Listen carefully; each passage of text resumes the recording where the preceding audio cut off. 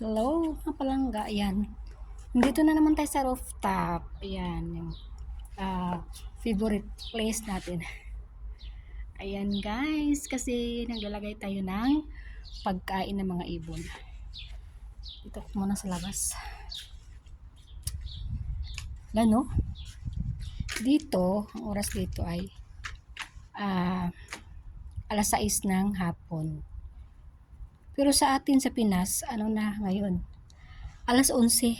Diba? Pero sa atin sa Pinas, yung alas 6 natin ay gabi na. Pero dito, ang liwanag pa. Sobrang liwanag. Yan guys, dito muna tayo sa labas. Hindi masyadong mainit. Mahangin siya. Hindi mainit yung hangin. Lamig. Ayan. So, dito tayo guys. Napakaano pa. Liwanag. So, dito tayo ba guys? Makikita mo dito mga rooftop. Yan.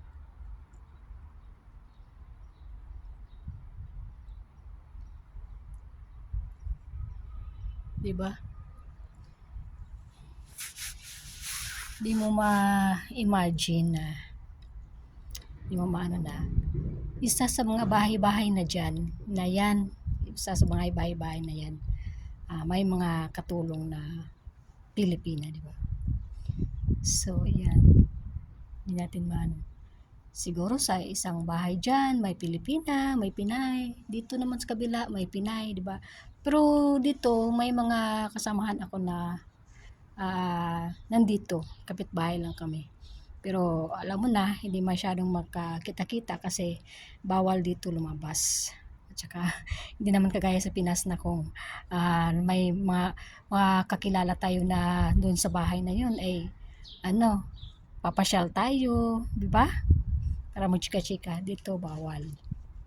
So, yan. Magkikita-kita lang kami sa estiraha. Pero dito, wala. Hindi kasi kami makakalabas. So dito lang tayo sa rooftop. Ito kita tayo po. Rooftop lang din yung makikita natin doon.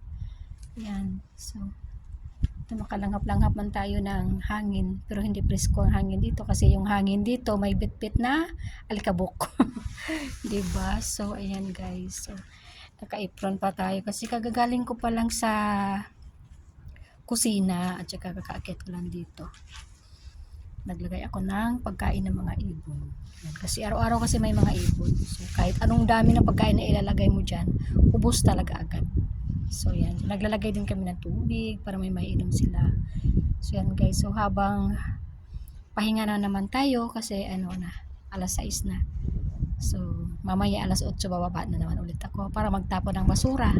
So yun lang guys yung trabaho ko dito, at saka akyat na naman ako balik. Pag may hugasin doon, hugasan ko, tapos aakyat na lang ako pabalik. Kukuha lang ako ng pagkain ko. Tsaka, yan na. Kapag pahinga na.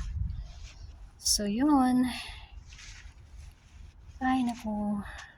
Dito muna tayo sa taas. Okay, so yun lang guys. Ingat kayong lahat dyan. Bye-bye.